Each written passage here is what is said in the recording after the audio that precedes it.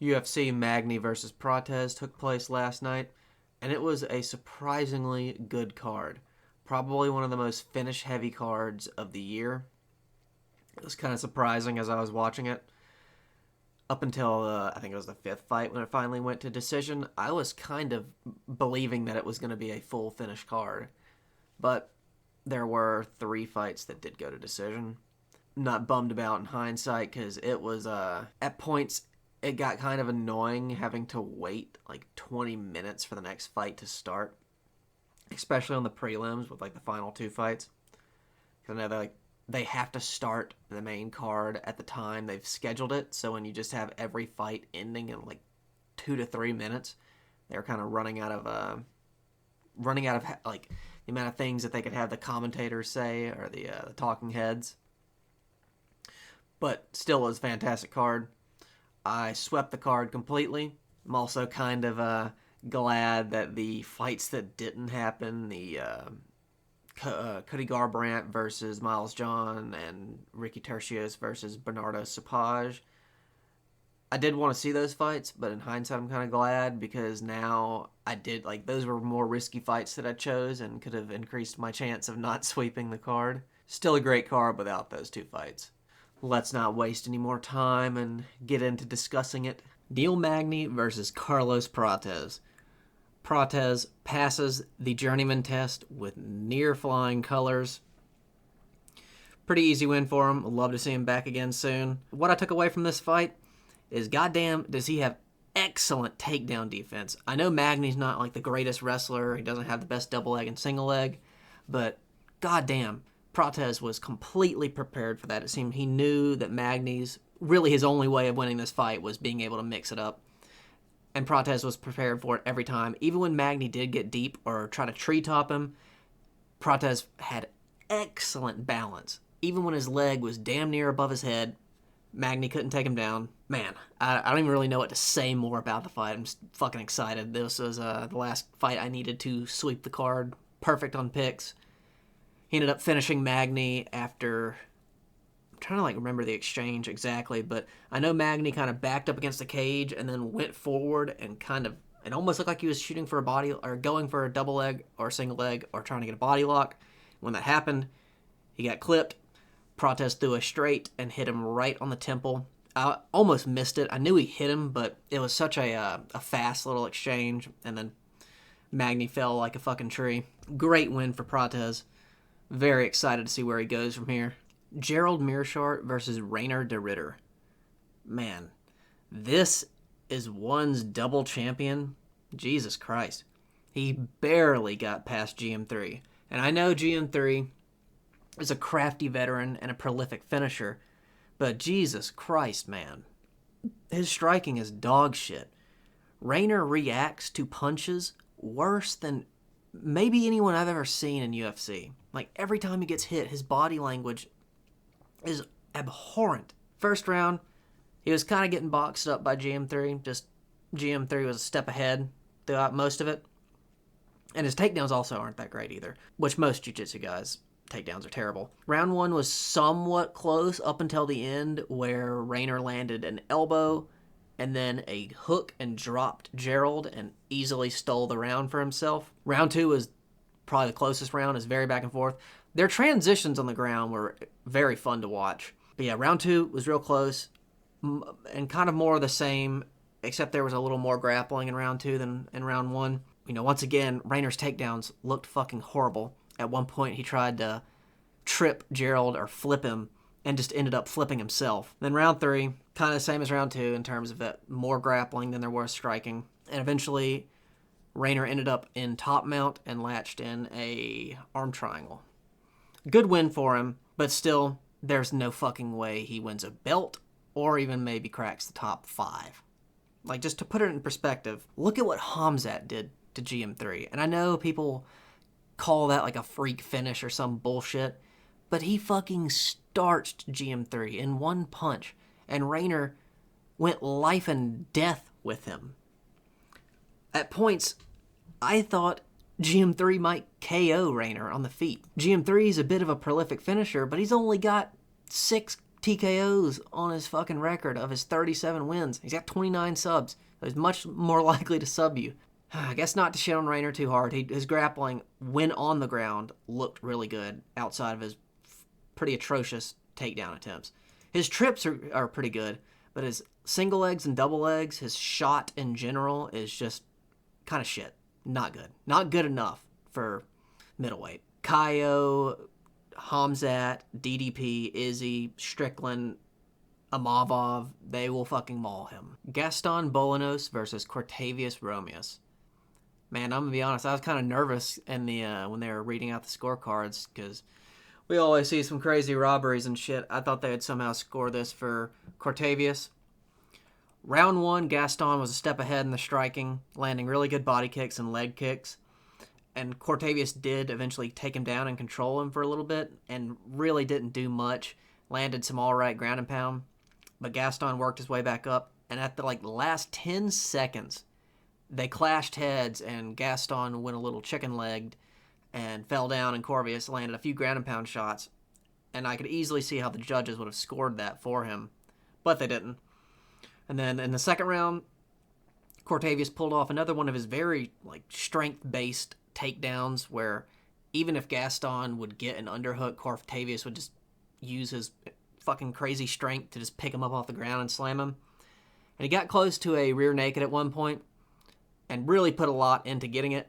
Didn't manage to secure it. And you could kind of tell after that he was a little gassed and his arms were a lot more tired. And I think Gaston won the round in the end because he reversed position, landed some 12-6 elbows, and then just kind of teed off on him on top and once they got up to the cage. The third round was kind of the same. Just Gaston a step ahead in the striking. One judge did give it 30-26, and I think that's a little crazy. I do think Gaston won all the rounds, but 30-26 is a little much. Overall, though, a decent fight. Probably second or third in terms of at the bottom. Not that great of a fight. Looking at the strikes, apparently Cortavius only landed 30 strikes and threw 61. That's fucking pathetic.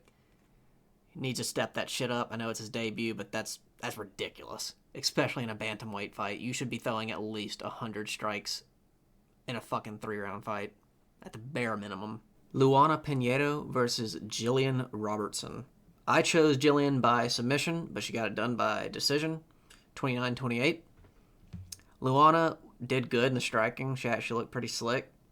And Jillian wasn't far behind, but Luana definitely was a step ahead. And for the most part, until round 3, Luana also had really good takedown defense. But eventually, I guess Jillian kind of found her a rhythm in her takedown defenses and just kind of caught her during a good exchange. Managed to get her down decently early in round 3. And she's always been very heavy on top. And so once she got into mount, she stayed there for a good portion. And she landed a lot of good ground and pound. And stole the third round for herself. Not much else to say about it. Was a decent fight. Definitely wasn't the best one on the card, nor the worst one. Opener of the main card, Mansur Abdul Malik versus Dusko Todorovic. Another first round finish. Easy work for Mansur, just like the other guys, or just like the first 4 or 5 fights on the prelims. Fight again soon because he took no damage. The very first exchange they had, he knocked Dusko down. I didn't even see what he landed. It was just so, a fucking gust of wind could knock Dusko down. I think it was a hook or a jab. Follows him to the ground, and Dusko, in his brain-dead way of doing things, decides to go for a fucking leg lock. Everyone knows they don't goddamn work in MMA. And Mansur is just fucking teeing off on him, hammer fisting, throwing hooks and straights. Eventually gets his leg back and lets Dusko up. Ends up in a tie clinch, knees Dusko, drops him again, follows him to the ground. Once again, starts teeing off on him, and Dusko goes for the leg again. Obviously not going to get it, and just gets TKO'd, trying to look for a fucking leg lock. Easy win for Mansur. Karolina Kowalkiewicz versus Denise Gomes. This was a shit fight to end a fantastic prelims. Man, I was hoping that just some miraculous finish would happen in the third round to not disrupt the finish streak, but alas, it did not happen. I do think the 2 judges that gave it 30-27 for Denise are a little crazy. I gave the third round to Karolina, and the first 2 to Gomes. First round was really boring. The first half was just them feigning at range, and eventually they got into the clinch, and it was just a clinch fest for the rest of it.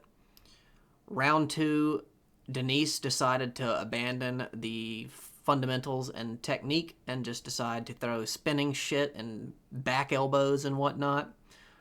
Really infuriating to watch, and I was kind of zoning out in the third round besides the few flurries that Carolina landed. The greatest fight. Worst fight on the prelims, hands down. Zaleski DeSantos versus Zach Scroggins. Another fight that ended in a very similar fashion. First round, easy work for Zaleski DeSantos.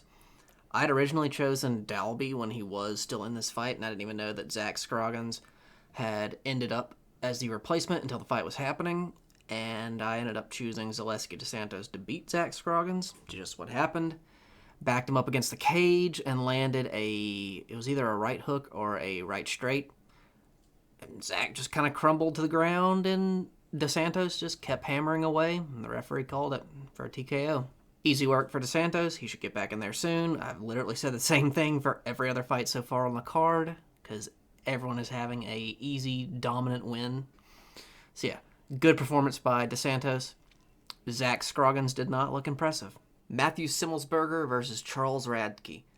The fourth fight in a row where another easy night for the winner that barely took any damage. Simmelsberger almost landed a decent head kick at the start, but Radke worked him up against the fence and just unleashed punches, and that was it. I do think it was a little early that Kerry Hadley called the fight. Simmelsberger was still getting to his feet. He wasn't wobbly, even though he was he fell down and got back up, but still, it could have went on. But the outcome probably would not have changed.